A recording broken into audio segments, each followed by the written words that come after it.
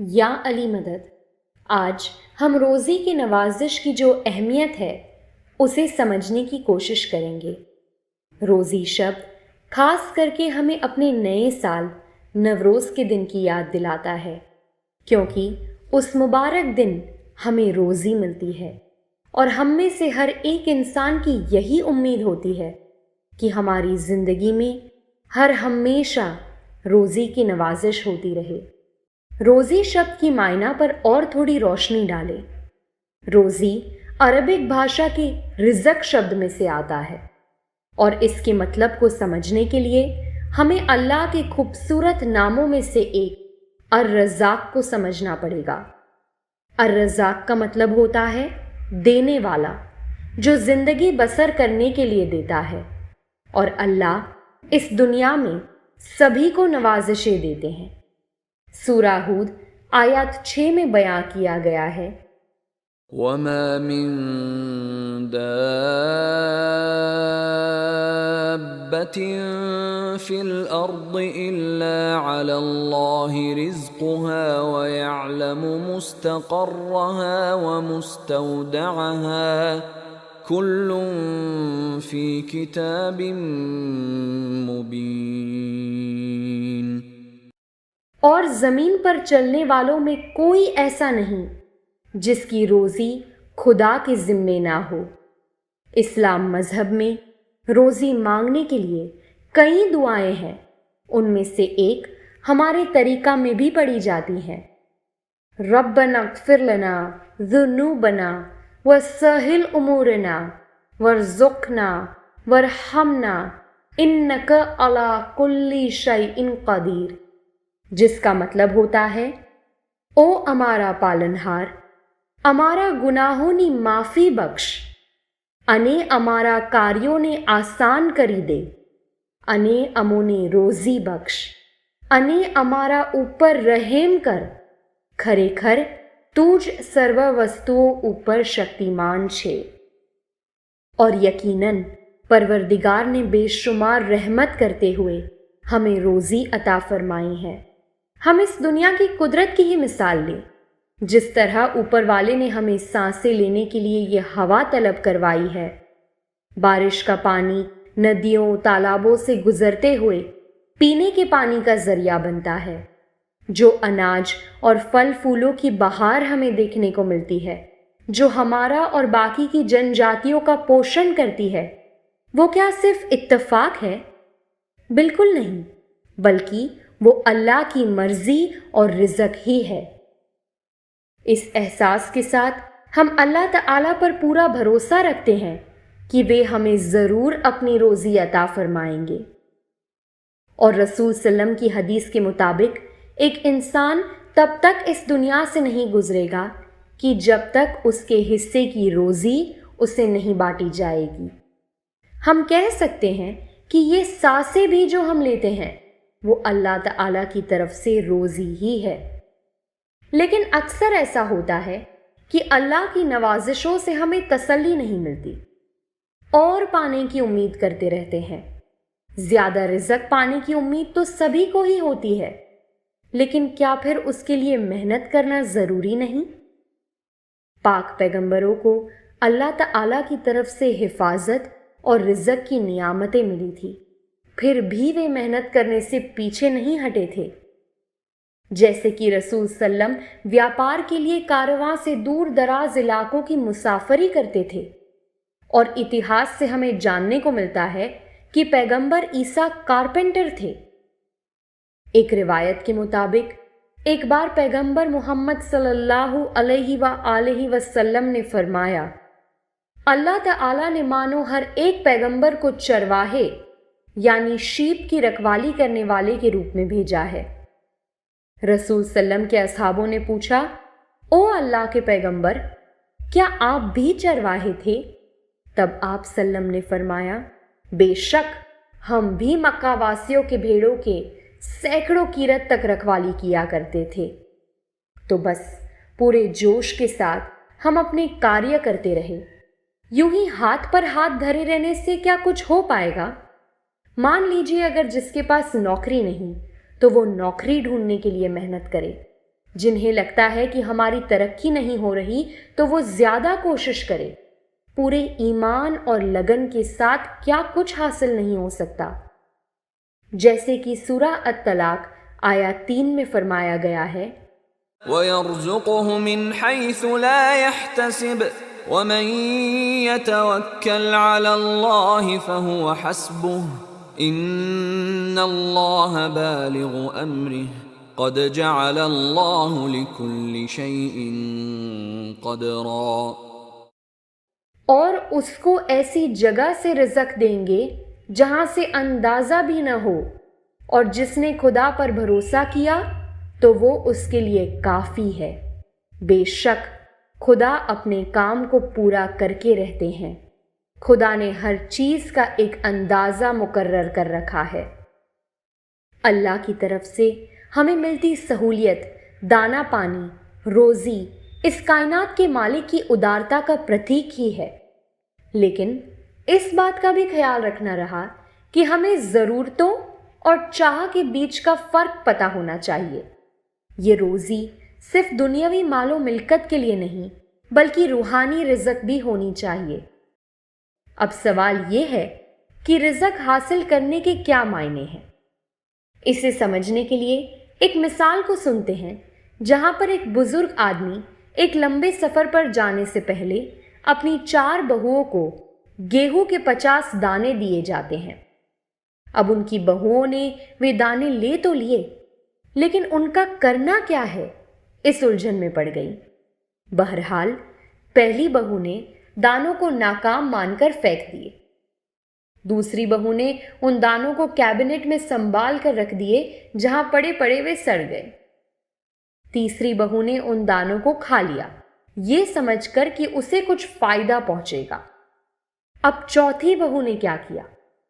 उसने उन दानों को खेत में ले जाकर बो दिया और सही देखरेख से उस गेहूं के दानों में से एक अच्छी खासी उपज हुई।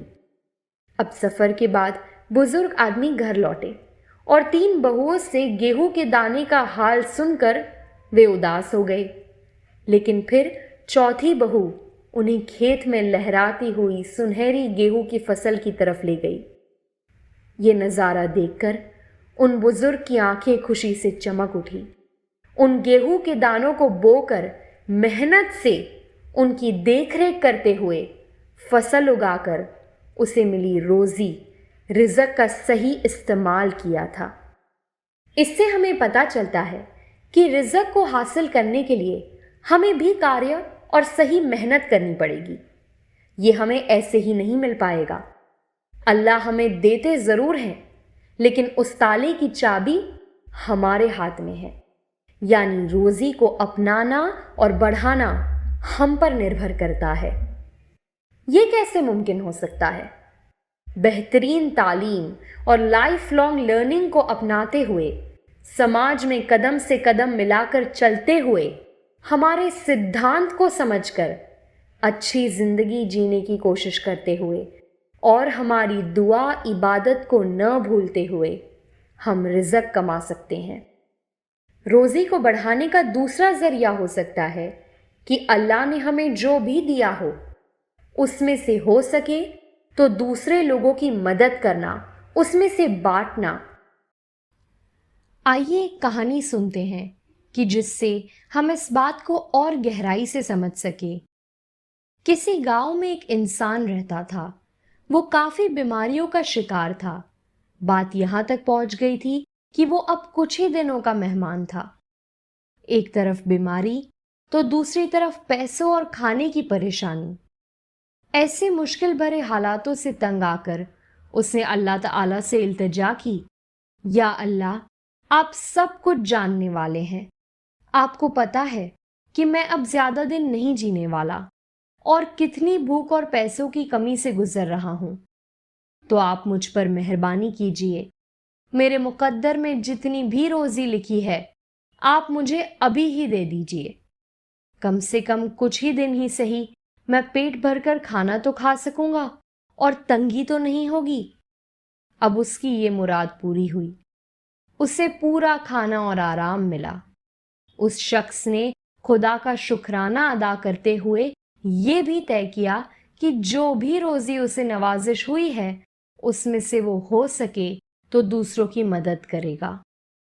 तो उस शख्स ने खुद को मिले रिज़्क में से दूसरों को बांटा, अपनी रोजी औरों के साथ शेयर की। ऐसे कुछ दिन बीते, उसने दूसरों की मदद करना जारी रखा। अब काफी वक्त बीता, तब उस शख्स को एहसास हुआ कि उसके तंग हालात तो सुधरे ही थे, लेकिन साथ ही उसकी तबीयत में भी सुधार आया था। उसकी माली हालत में सुधार आया। वो अब आराम की जिंदगी बसर करने लगा। जहां वो कुछ ही दिनों का मेहमान था, वहां अब उसकी सेहत अच्छी होने लगी थी। ये किस तरह मुमकिन हुआ? वो इसलिए कि अपनी परेशानी के बावजूद वो शख्स अपनी रोजी में से दूसरों की मदद करता रहा। सूरा बकरा की आयत 261 को ध्यान में रखते हुए, मसलुल्लज़ीन युन्फ़िक़ून अम्वालहुम फ़ी सबीलिल्लाहि कमसलि हब्बतिन अन्बतत सबअ सनाबिल फ़ी कुल्लि सुन्बुलतिन मिअतु हब्बह वल्लाहु युदाइफ़ु लिमन यशाअ वल्लाहु वासिउन अलीम। कि जो अल्लाह की राह में अपना माल खर्च करते हैं, उस दान की मिसाल उस एक दाने जैसी है जिसकी 7 बालियां उगे और हर बाली में से 100 दाने हों, और अल्लाह जिसे चाहे और भी देते हैं। अल्लाह सब कुछ जानने वाले हैं और वाकिफ है। इससे हमें समझ मिलती है कि मोहब्बत, तालीम और मालो मिल्कत को बांटने से वे यकीनन कई गुना बढ़ेंगे और हमारी आने वाली नस्लों को इनकी बरकत मिलेगी। तो आइए आज हम अल्लाह की बरकतों और रहमतों के लिए आमीन कहते हुए ये भी नियत करें कि हम मेहनत करके अपनी दुनियावी और रूहानी ज़िंदगी को बेहतर बनाएंगे और इंशाअल्लाह सबको खुशहाली और कामयाबी की राह दिखाएंगे।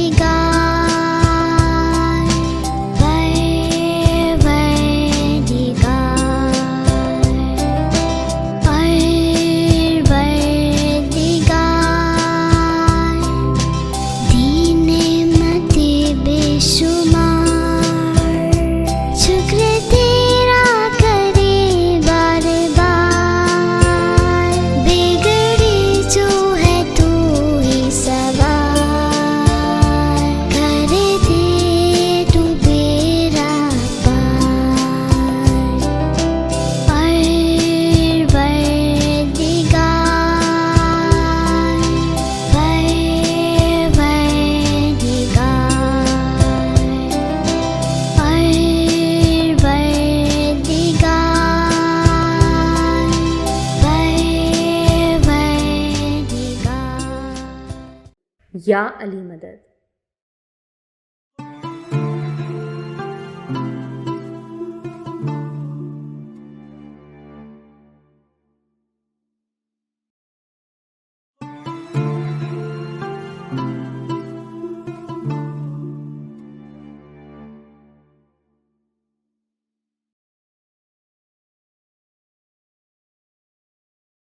या अली मदद। आज हम हेल्थ बोर्ड की तरफ से आप जमात को कोविड वैक्सीनेशन के बारे में थोड़ी जानकारी देना चाहते हैं। इस कोविड-19 के पैंडेमिक में पिछले साल में हमारी लाइफ में बहुत सारे चेंजेस आए हैं। मास्क पहनना, सोशल डिस्टेंसिंग मेंटेन करना, घर से काम करना, जमात खाना नहीं आ पाना, ये सब हमारी लाइफ का पार्ट हो चुके हैं। और हमने बहुत बार पिछले साल में सुना होगा कि काश वैक्सीन आ जाए और उसके साथ ये पैंडेमिक के एंड आने का होप आ जाए।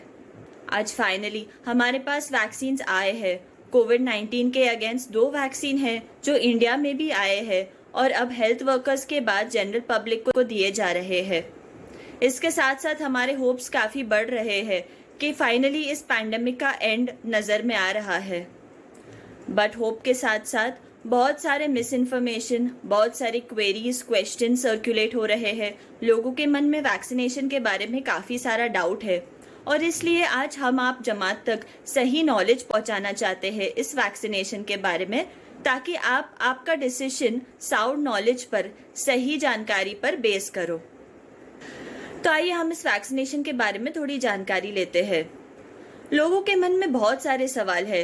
व्हाट्सएप पे, फेसबुक पे, सोशल मीडिया पे, न्यूज़ चैनल्स में, न्यूज़ आर्टिकल्स, न्यूज़ पेपर्स में भी बहुत सारे डाउट सर्कुलेट हो रहे हैं, बहुत सारे क्वेश्चंस हैं।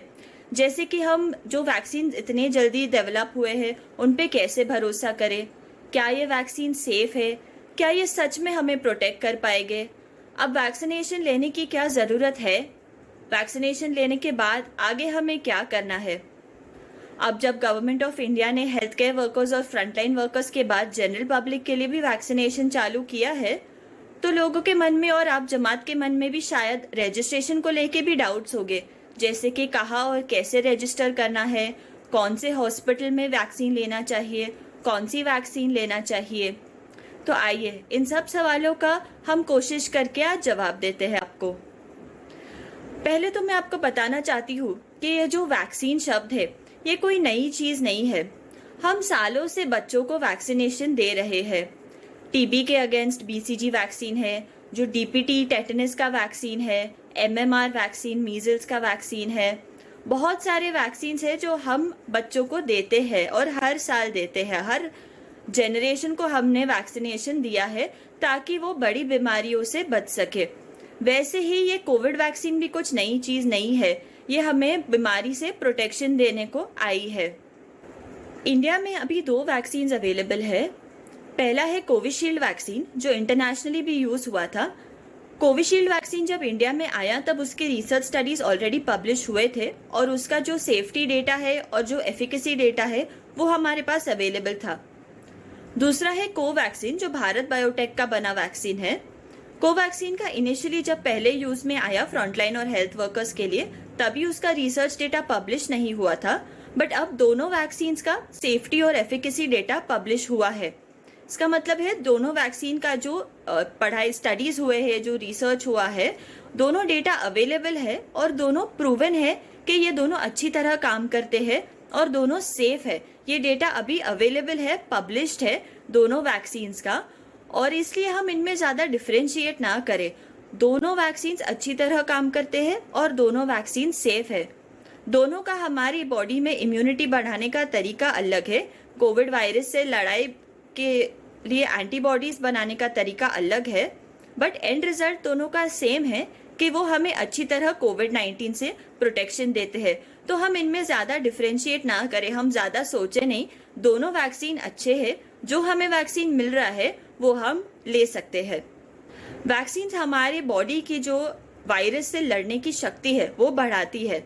जो वायरस से लड़ने के लिए हमें एंटीबॉडीज और इम्यूनिटी चाहिए, वो हमारी बॉडी को ताकत देती है कि वो इम्यूनिटी प्रोड्यूस करके हम बेटर तरीके से, जब इन्फेक्शन हुआ और वायरस हमारी बॉडी में आया, तो हम अच्छी तरह से उससे लड़ पाए। अब हम पहला सवाल देखते हैं कि जो वैक्सीन इतना जल्दी डेवलप हुआ है उस पे हम भरोसा कैसे करें और क्या ये वैक्सीन सेफ है। तो आप लोगों ने शायद सुना होगा कि नॉर्मली बहुत साल लगते हैं वैक्सीन डेवलपमेंट को। अभी जो वैक्सीन्स आए हैं मार्केट में उनके क्लिनिकल ट्रायल्स हुए हैं। क्लिनिकल ट्रायल्स मतलब जब भी कोई नया दवाई या कोई नई वैक्सीन मार्केट में आती है उसके पहले उसका बहुत स्टेजेस में टेस्टिंग होता है। पहले एनिमल स्टडीज होते हैं, फिर थोड़े लोगों में दिया जाता है। अगर यही स्टेज पर प्रूव हुआ कि ये वैक्सीन काम करती है और सेफ है तो नेक्स्ट स्टेज पे उनको थोड़े ज़्यादा लोगों में टेस्ट किया जाता है। तो ये दोनों वैक्सीन जो है इनका क्लिनिकल स्टडीज हुए हैं। हर स्टेज पे ये प्रूफ हुआ है कि ये वैक्सीन सेफ है और अच्छी तरह काम करते हैं और ये सब स्टडीज के बाद ही ये मार्केट में रिलीज हुए हैं।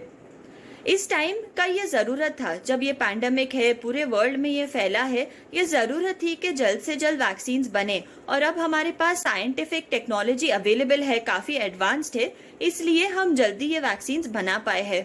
पर कोई भी स्टेज स्किप नहीं हुआ है इनके टेस्टिंग में, सारे स्टेजेस हुए हैं और सारे स्टेजेस में प्रूवन है कि ये अच्छी तरह काम करते हैं और ये सेफ है, तो हमें इनसे डरने की ज़रूरत नहीं है।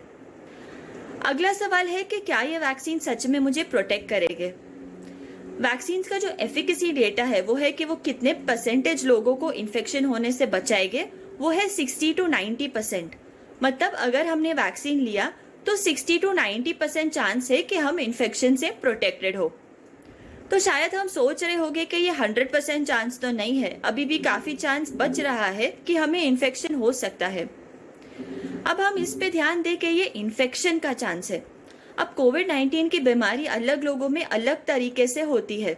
जैसे हमने देखा होगा कोई लोग को सिर्फ मामूली बुखार होता है, कोई लोगों को थोड़ा सा सर्दी खांसी बदन दर्द होता है और कोई लोगों में बड़ी बीमारी होती है, जैसे कि ऑक्सीजन कम होना, आईसीयू में किसी को एडमिट हुआ होगा, उनको वेंटिलेटर पे शायद जाना पड़ा होगा, कोई लोगों की कोविड के वजह से डेथ भी हुई है। तो ये जो सीरियस इलनेस है, जो बड़ी बीमारी है जिसमें लोगों को हॉस्पिटल में एडमिट होना हो, शायद वेंटिलेटर पे जाना पड़े उनको, शायद उसकी वजह से उनका डेथ हो जाए, ये सिवियर इलनेस जो है ये हमें प्रिवेंट करना है और ये वैक्सीन बहुत अच्छी तरह से प्रिवेंट करता है। वैक्सीनेशन के बाद हॉस्पिटलाइजेशन और डेथ का रेट ऑलमोस्ट ज़ीरो है। इसका मतलब है कि वैक्सीनेशन के बाद अगर जो छोटा चांस से हमें इन्फेक्शन हुआ भी तो भी हम में बड़ी या सिवियर बीमारी नहीं होगी। हम शायद हॉस्पिटल में जाने तक से बच जाए, शायद हमारे लंग्स में जो कोविड डैमेज करता आमतौर पे वो वैक्सीनेशन के बाद हम प्रोटेक्टेड रहेंगे उससे, लंग्स में डैमेज ज़्यादा नहीं कर पाएगा, ऑक्सीजन सैचुरेशन कम नहीं होगा, हमें शायद हॉस्पिटल की ज़रूरत नहीं पड़ेगी, वेंटिलेटर से हम बचेंगे और डेफिनेटली डेथ से हम बच पाएंगे। ये एक बहुत बड़ा एडवांटेज है वैक्सीन का। हमारे जो फाइनेंशियल रिसोर्सेज पे हमारे जो पैसे खर्च होते हैं हॉस्पिटल के वजह से, इससे भी हम बच सकते हैं। जो हमारे हेल्थ पे स्ट्रेन होता है कोविड के वजह से, जो हमारा हेल्थ डैमेज होता है, उससे हम बच पाएंगे। ये वैक्सीन का सबसे बड़ा एडवांटेज है और ये समझना हमारे लिए बहुत ही ज़रूरी है कि वैक्सीनेशन के बाद सिवियर बीमारी के चांसेस ऑलमोस्ट 0% है। अब आते हैं वैक्सीन के साइड इफ़ेक्ट्स पे। ये साइड इफ़ेक्ट्स के बारे में बहुत सारी चर्चा हुई है, न्यूज़ चैनल्स पे, सोशल मीडिया पे बहुत लोग चर्चा कर रहे हैं कि ये वैक्सीन के एग्जैक्टली साइड इफ़ेक्ट्स होते क्या है। असल में साइड इफ़ेक्ट्स काफ़ी मामूली से है। ज़्यादातर लोगों में बहुत माइल्ड साइड इफ़ेक्ट्स होते हैं, जैसे कि हल्का बुखार आना, बदन दर्द करना, थका थका लगना, थोड़ा नौज या उल्टी जैसा लगना, जहाँ पे वैक्सीन मिला है उस साइड पे थोड़ा सा रेडनेस, थोड़ा सा स्वेलिंग आना। थोड़े लोग हैं जो शायद हॉस्पिटल जाने से डरते हैं, उनमें थोड़ा एंजाइटी हो सकता है, शायद चक्कर आ सकती है, ब्लड प्रेशर ऊपर नीचे हो सकता है। ये सब बहुत ही माइनर साइड इफ़ेक्ट्स है, 1 या 2 दिन तक ही रहते हैं। जो मेजर या बड़े साइड इफ़ेक्ट्स है वो बहुत ही रेयर है, बहुत ही रेयर है। ज़्यादातर लोगों में हमें यही मामूली से साइड इफ़ेक्ट्स नज़र आते हैं। और वहाँ पे वैक्सीनेशन साइट पे वैक्सीन के बाद हमें 30 मिनट्स के लिए बिठाया जाता है ऑब्जर्वेशन के लिए। तो अगर जैसे मैंने बोला है किसी को दर्द हो रहा हो या किसी को चक्कर आ रही हो, किसी को अपना ब्लड प्रेशर शायद चेक करना हो, तो वहाँ पे डॉक्टर्स, नर्सेज और सारा इक्विपमेंट रहता है, तो हम डरे नहीं। ज़्यादातर लोगों में साइड इफ़ेक्ट्स बहुत मामूली है और ये हर वैक्सीन के साथ आता है, ऐसे नहीं कि ये कोविड वैक्सीन के लिए ही हो रहे हैं। जैसे कि हमको पता है बच्चों में भी वैक्सीन देने के बाद 1-2 दिन तक तो बुखार आता ही है, वैसे ही इस कोविड वैक्सीन में मामूली सा 1-2 दिन तक साइड इफेक्ट्स आ सकते हैं। ये साइड इफेक्ट्स एक्चुअली अच्छा साइन है। ये साइन है कि हमारा बॉडी वायरस से लड़ने की शक्ति बना रहा है, इम्यूनिटी बना रहा है। ये एक्चुअली बॉडी का रिएक्शन है वैक्सीन को कि वो उसके अगेंस्ट इम्यूनिटी डेवलप कर रहा है, तो ये एक्चुअली अच्छा साइन है। हम इजीली पैरासीटामोल जैसे कि क्रोसिन या डोलो से ये साइड इफेक्ट्स मैनेज कर सकते हैं। बहुत वैक्सीनेशन साइट्स में ये साथ साथ में दिया जा रहा है। एक चीज का हम ध्यान रखें कि ऑल्दो मैंने अभी बोला कि ये साइन है कि हमारा बॉडी इम्यूनिटी बना रहा है, पर जो वायरस के अगेंस्ट फुल इम्यूनिटी है उसको थोड़ा टाइम लगता है। वैक्सीन के सेकेंड डोज के एटलीस्ट 2 हफ्ते बाद तक पूरा इम्यूनिटी नहीं आता है। इस पे हम थोड़ा ध्यान दें। वैक्सीन के एक्चुअली कई और बेनिफिट्स भी है। थोड़े बेनिफिट्स है जो हम इंडिविजुअल के लिए होते हैं, जैसे मैंने बोला है हमें बड़ी बीमारी से बचाएगा, सिवियर कोविड से बचाएगा। दूसरी बात है जो पोस्ट कोविड सिंड्रोम है, शायद हमने सुना होगा कि कई लोग को कोविड से रिकवरी के बाद भी थोड़े थोड़े सिम्टम्स होते हैं, जैसे कि लंग डैमेज की वजह से, या बहुत सारे सिस्टम्स है एक्चुअली बॉडी के जो कोविड के बाद काफी टाइम तक सिम्टम्स दिखा सकते हैं, और ये पोस्ट कोविड सिंड्रोम भी वैक्सीन हमें बचा सकता है। तीसरी बात है जो कम्युनिटी बेनिफिट्स है जो सबके लिए होते हैं। अब हमने सुना है कि वायरस के बहुत सारे स्ट्रेन्स आ रहे हैं, जैसे कि यूके का स्ट्रेन था, साउथ अफ्रीका का स्ट्रेन था, ब्राजील का स्ट्रेन था। हमने शायद सुना होगा कि ये जो नए स्ट्रेन्स आ रहे हैं वो काफी डेंजरस है, वो बहुत स्प्रेड हो रहे हैं। शायद कई जो स्ट्रेन्स है वो ज्यादा सिवियर बीमारी कर सकते हैं। अब ये स्ट्रेन्स तब बनेंगे जब वायरस ज्यादा से ज्यादा लोगों को इन्फेक्ट करके उनमें मल्टीप्लाई करेगा। तो अगर हमने वैक्सीनेशन से ज्यादा लोग को प्रोटेक्ट किया तो वायरस के भी मल्टीप्लाई होने के चांसेस कम हो जाते हैं, और ये स्ट्रेन्स के बनने के चांसेस भी, नए स्ट्रेन्स के बनने के चांसेस कम हो जाएंगे। और सबसे बड़ा फायदा वैक्सीनेशन का कि पैंडेमिक का एंड नजर आए, हमारा नॉर्मल जिंदगी फिर से लौट आए। ये तभी होगा जब मैक्सिमम पॉपुलेशन प्रोटेक्टेड होगा। हमें शायद लगता होगा कि ऑलरेडी काफी सारे लोगों को हो चुका है इन्फेक्शन, हर्ड इम्यूनिटी आ गई है, पर ये सच नहीं है। ज्यादा से पॉपुलेशन जो है वो अभी भी ससेप्टेबल है, उनमें अभी भी इन्फेक्शन होने का चांस काफी हाई है। तो जब हमने ज्यादा से ज्यादा एटलीस्ट 70% पॉपुलेशन को प्रोटेक्ट किया होगा, तब ही हम सोच सकते हैं कि हर्ड इम्यूनिटी आके पैंडेमिक का शायद एंड हो जाए। हमें शायद बहुत डाउट्स होंगे, बहुत लोग हमें पूछते हैं कि ये बीमारी है हमें, या हमारे पेरेंट्स को, या हमारे बच्चों को लिवर का बीमारी है, या स्ट्रोक है, या कोई हार्ट डिजीज है, या डायबिटीज है, तो क्या वो वैक्सीन ले सकते हैं? क्या इनके लिए वैक्सीन सेफ होगा? तो answer is yes, and it is specially important. ये एक्चुअली ज्यादा जरूरी है कि ये लोग वैक्सीन ले। अगर हमें कोई स्पेसिफिक बीमारी रिलेटेड डाउट हुआ तो best person would be the treating doctor. जो डॉक्टर ट्रीटमेंट दे रहा है बीमारी का, जिनसे हम दवाई ले रहे हैं इसके लिए, वो बेस्ट पर्सन होगा पूछने को कि क्या वैक्सीन ये बीमारी में लिया जा सकता है। तो ये नेक्स्ट ग्रुप ऑफ प्रायोरिटी है। अभी थोड़े लोग हैं जिनमें वैक्सीन नहीं दिया जा रहा है, जैसे कि जो प्रेग्नेंट फीमेल्स है, जो ब्रेस्ट फीडिंग फीमेल्स है, और चिल्ड्रेन बच्चों जिनका उम्र 18 साल से कम है। अभी इनमें क्यों नहीं दिया जा रहा है? क्योंकि अभी तक इनके स्टडीज पब्लिश नहीं हुए हैं। जैसे मैंने बोला है कि हर वैक्सीन में को मार्केट में आने से पहले स्टडीज उनके होते हैं, और ये इनका जो सेफ्टी है और एफिकेसी है ये प्रूफ होने के बाद ही वो वैक्सीन मार्केट में आता है। तो इन लोगों में स्टडीज चालू है, और जैसे इनका डेटा पब्लिश होगा हमें होप है कि इनको भी वैक्सीन मिल सकेगा। जिनको एलर्जी का हिस्ट्री है, माइनर एलर्जी जिसको हुआ है, जैसे कि minor food allergy, skin allergy, dust allergy, वो वैक्सीन ले सकते हैं। बट जिसको कोई मेजर एलर्जी का हिस्ट्री है, कोई एलर्जी जिससे जान जाने का खतरा था, वो वैक्सीन अवॉइड करे या अपने डॉक्टर से पूछ के ले।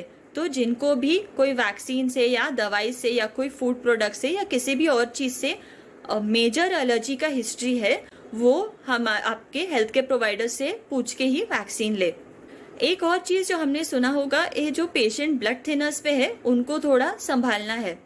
तो एक्चुअली ब्लड थिनर्स भी कई टाइप्स के आते हैं। एक है जैसे कि क्लोपी टैबलेट है और एस्पिरिन है, ये माइल्ड है, और जो वॉरफेरिन है वो थोड़ा बड़ा ब्लड थिनर है।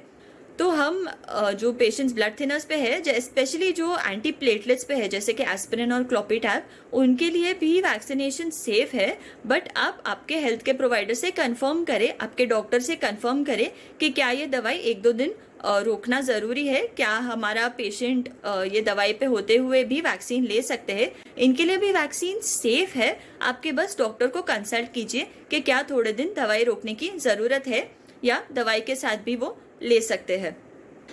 अब वैक्सीनेशन के बाद नेक्स्ट स्टेप्स क्या है? अब ये ज़रूरी है कि हम दोनों डोज वैक्सीन के लें। अब ड्यूरेशन जो है डोज के बीच में वो थोड़ा बढ़ाया गया है। पहले 28 डेज के गैप में दिया जा रहा था। अभी जो है गवर्नमेंट का डायरेक्टिव आया है कि ये 4 से 8 हफ्ते के बीच में सेकेंड डोज हम ले सकते हैं। ये सेकेंड डोज हम ज़रूर लें, हम भूलें नहीं, क्योंकि दोनों डोज इम्यूनिटी के लिए ज़रूरी है। मैक्सिमम इम्यूनिटी के लिए ये ज़रूरी है कि हम वैक्सीन के 2 डोज लें। दूसरी बात है कि जो पहली बार वैक्सीन लिया है वही का सेकेंड डोज ले। हम शायद सोच रहे होंगे कि 2 वैक्सीन है जो अलग अलग तरीके से काम करते हैं, तो दोनों अगर ले 1-1 डोज तो शायद वो हमारी इम्यूनिटी ज़्यादा बढ़ाएगा। या मार्केट में शायद कोई दिन बाद एक दूसरा वैक्सीन आ जाए जिसके रिजल्ट्स बहुत ही अच्छे हैं, तो हम सोचे कि सेकेंड डोज क्यों ना वो वैक्सीन का ले, पर यह काम नहीं करेगा। सबसे ज़्यादा इफेक्ट आएगा जब हम सेम वैक्सीन का 2 डोज ले। तो हम ध्यान में रखें कि जो पहले वैक्सीन लिया था उसी का हम टाइम पे सेकेंड डोज ले। वैक्सीन लेने के बाद भी हमें जो मास्किंग है, सैनिटाइजिंग है, सोशल डिस्टेंसिंग है, वो सब चालू रखना है। जब तक पूरा पॉपुलेशन वैक्सीनेट ना हो जाए, मैक्सिमम पॉपुलेशन वैक्सीनेट ना हो जाए, प्रोटेक्ट ना हो जाए, तब तक ये बहुत ज़रूरी है कि हम ये सब मेजर्स प्रैक्टिस करें। जब तक पूरा पॉपुलेशन प्रोटेक्टेड ना हो तब तक हम ये सब मेजर्स छोड़े नहीं। हाजिर इमाम ने भी, जैसे हमने बोला है, फरमान में बोला है कि हमें कंप्लेसेंसी नहीं करनी है, मतलब हमें छूट नहीं लेना है। अभी भी ये सब ज़रूरी है करना, वैक्सीनेशन के बाद भी ये हम ध्यान रखें। अब हम थोड़े मिथ्स और फैक्ट्स देखेंगे। थोड़ी गलत फहमियाँ है जो बहुत लोगों के मन में है, जो बहुत सर्कुलेट हो रही है, और हम कोशिश करेंगे कि इनमें से जो इम्पोर्टेंट वाले हैं उसका हम आपको सच बताएं। अभी पहला है कि वैक्सीनेशन लेने के तुरंत बाद एंटीबॉडीज डेवलप होते हैं। जैसे कि मैंने पहले बताया है, ये सच नहीं है। वैक्सीनेशन के सेकेंड डोज के एटलीस्ट 2 हफ्ते बाद तक पूरा प्रोटेक्शन, पूरी इम्यूनिटी डेवलप नहीं होती है। कोई लोग हैं जो शायद अपने एंटीबॉडी लेवल्स टेस्ट करते होंगे वैक्सीन के फर्स्ट डोज के बाद ही, शायद तभी भी वो टेस्ट पॉजिटिव आए और एंटीबॉडी लेवल्स हाई आए, फिर भी हमें, ताकि हमारा इम्यूनिटी ज़्यादा समय तक रहे और ज़्यादा पावरफुल रहे, ये आएगा तब जब वैक्सीन के सेकेंड डोज के 2 हफ्ते बाद ही पूरी तरह डेवलप होगा। सेकेंड है कि जो लोगों को पहले कोविड हुआ है उनको वैक्सीनेशन लेने की ज़रूरत नहीं है। ये भी सच नहीं है। जो नेचुरल इन्फेक्शन से इम्यूनिटी आती है वो प्रूव नहीं हुआ है अभी कि वो कितनी स्ट्रांग है और कितना टाइम तक रहती है। तो जिनको पहले कोविड हुआ है उनके लिए भी ज़रूरी है कि वो वैक्सीनेट होके प्रोटेक्ट होए। तीसरा है कि जिसको कोई कोमॉर्बिडिटी है, जैसे मैंने बोला है, लोगों के मन में बहुत डाउट है कि ये दूसरी बीमारियों में, स्पेशली जो है डायबिटीज़ में, हार्ट डिजीज़ में, लिवर डिजीज़ में, किडनी डिजीज़ में, क्या ये वैक्सीन सेफ़ है? ये वैक्सीन सेफ है और जैसे मैंने बोला है ज़्यादा ज़रूरी है इन लोगों के प्रोटेक्शन के लिए, क्योंकि उनको सिवियर कोविड, बड़ा कोविड होने के चांसेस ज़्यादा है। बट अगर हम श्योर नहीं है तो हम अपने ट्रीटिंग डॉक्टर से पूछ सकते हैं, उनसे कंफर्म कर सकते हैं और कंफर्म करके इनको वैक्सीन दिलवा दें। चौथा है कि हमें वैक्सीन से कोविड हो सकता है। अब जैसे मैंने बताया, मामूली बुखार होना, बदन दर्द होना, थकान होना, ये सब तो कोविड के भी सिम्टम्स हैं और ये वैक्सीनेशन के तुरंत बाद डेवलप होते हैं। पर ये सच नहीं है, वैक्सीन से कोविड नहीं हो सकता है, क्योंकि वैक्सीन जो है वो लाइव वायरस नहीं यूज़ करता है। वो सिर्फ जो इनएक्टिवेटेड वायरस है, जो वायरस काम नहीं कर सकता, हमारे बॉडी में मल्टीप्लाई नहीं कर सकता और हमें इन्फेक्शन नहीं कर सकता हमारे बॉडी में, वैसा वायरस का पार्ट या वैसा वायरस का सेगमेंट यूज़ करते हैं। वैक्सीन लाइव वायरस नहीं यूज़ करते हैं, तो हमें वैक्सीन से कोविड नहीं हो सकता। अब हम आते हैं वैक्सीनेशन के लिए रजिस्ट्रेशन पे। तो ये रजिस्ट्रेशन जो है, ये गवर्नमेंट का जो साइट है, कोविन का साइट है या आरोग्य सेतु ऐप है, दोनों से हो सकता है। अभी जो साइट है उस पर काफ़ी लोगों ने रजिस्टर किया भी है, स्मूथली जाता है प्रोसेस। ठीक है, हम जमात के जो वॉलंटियर्स हैं, जो हेल्थ बोर्ड के मेंबर्स हैं, उनसे हम हेल्प ले सकते हैं रजिस्ट्रेशन प्रोसेस में वो आपको ज़रूर गाइड करेंगे और हेल्प करेंगे। तो ये जो साइट है गवर्नमेंट का, कोविन का जो साइट है, वहाँ पे जब हम जाते हैं तो हमें फ़ोन नंबर से रजिस्ट्रेशन करने को बताया जाता है। हम मैक्सिमम 4 लोग का रजिस्ट्रेशन एक फ़ोन नंबर पे कर सकते हैं। और रजिस्टर करने के बाद वो हमें अपनी डिटेल्स पूछता है और फिर हमें एक वैक्सीनेशन सेंटर सिलेक्ट करना होता है। यहाँ पे भी लोगों को थोड़ा कन्फ्यूजन हो सकता है कि गवर्नमेंट हॉस्पिटल में लेना चाहिए, प्राइवेट हॉस्पिटल में लेना चाहिए, कौन सा बेटर है। असल में दोनों अच्छे हैं, दोनों सेफ है। गवर्नमेंट सेंटर्स पे शायद, कई सेंटर्स पे शायद थोड़ी ज़्यादा गर्दी हो सकती है, बाकी दोनों सेंटर्स इक्वली अच्छे हैं। हम अगर रजिस्ट्रेशन के बाद जाएंगे तो प्रोसेस स्मूथ है। थोड़ा टाइम, थोड़ा वेटिंग पीरियड शायद कभी रह सकता है थोड़ी हैवी डेज पे। ऐसे भी शायद डाउट्स आते होंगे कि हम रजिस्ट्रेशन के बिना जाए वॉक इन वैक्सीनेशन क्या हम ले सकते हैं। जवाब है कि हाँ, काफ़ी सेंटर्स पे वॉक इन वैक्सीनेशन भी हो रहा है, बट अगर हम रजिस्टर करके जाए तो बेटर होगा, क्योंकि शायद कभी कभी वॉक इन वैक्सीनेशन को है थोड़ा और टाइम लग सकता है। गवर्नमेंट सेंटर्स में फ्री ऑफ कॉस्ट है, जो प्राइवेट सेंटर्स में है अभी फ़िलहाल 250 रुपीज़ का कॉस्ट है वैक्सीनेशन के लिए। बट दोनों सेंटर्स अच्छे हैं और वैक्सीनेशन में हमको चॉइस नहीं दी जाएगी। बट जैसे मैंने पहले बोला है, दोनों वैक्सीन सेफ है, अच्छे है, इफ़ेक्टिव है और हम कोई भी वैक्सीन जो सेंटर पे दिया जा रहा है उससे हम विदाउट एनी डाउट ले सकते हैं। नेक्स्ट स्टेप होगा कि हम हमारा डेट सिलेक्ट करें। जो अवेलेबल डेट्स है हमारे सेंटर पे वो हमें बताए जाएंगे, डिस्प्ले किए जाएंगे और हम जो कन्वीनियंट डेट है वो सिलेक्ट कर सकते हैं। अगर बाद में कोई स्केड्यूल चेंज करना हो, जो लोकेशन है या जो डेट है वो चेंज करना हो, वो भी पॉसिबल हो सकता है। फिर से हम साइट पे जाके हमारा जो मोबाइल नंबर है वो डाल के OTP मिल के हम थोड़े चेंजेस जैसे हमको ठीक लगे वो कर सकते हैं। आगा खान हेल्थ बोर्ड ने भी एक वेबसाइट बनाया है हमें ये प्रोसेस में हेल्प करने।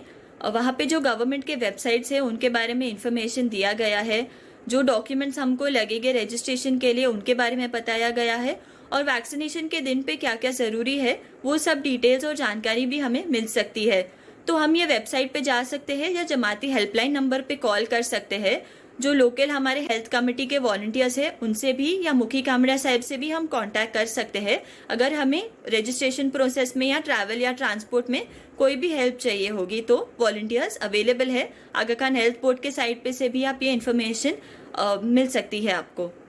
हमारे काफ़ी इस्माइली डॉक्टर्स ने, काफ़ी बड़े डॉक्टर्स हैं, उन्होंने भी ये वैक्सीन लिया है, उन्होंने भी रेकमेंड किया है, जैसे कि डॉक्टर मलिक मर्चेंट है और डॉक्टर सुल्तान प्रधान है। ये एमिनेंट डॉक्टर्स है, हमारे इस्माइली डॉक्टर्स है, इन्होंने वैक्सीन लिया है। ये भी एनकरेज करते हैं कि हम इसका फ़ायदा ले, वैक्सीनेशन का फ़ायदा ले और हम जल्द से जल्द खुद को वैक्सीनेट कर दें। आई होप इस सेशन में आपको जानकारी मिली हो, आप जमात का नॉलेज वैक्सीनेशन के बारे में इंक्रीज़ हुआ हो। जो सही जानकारी है वो आप जान के सही डिसीजन लोगे कि आपको कहाँ पे और कब वैक्सीनेट होना है। हम इस वैक्सीनेशन का फ़ायदा ले, हम अपने आप को कोविड से प्रोटेक्ट करें और जैसे मौलाना हाज़री इमाम ने भी हमें बोला है कि ये वैक्सीनेशन एक पॉजिटिव चीज़ है, हमें ये प्रोटेक्शन लेना चाहिए और हमें होप है कि ये एक स्टेप है इस पैंडेमिक के एंड में। Thank you very much. या अली मदद।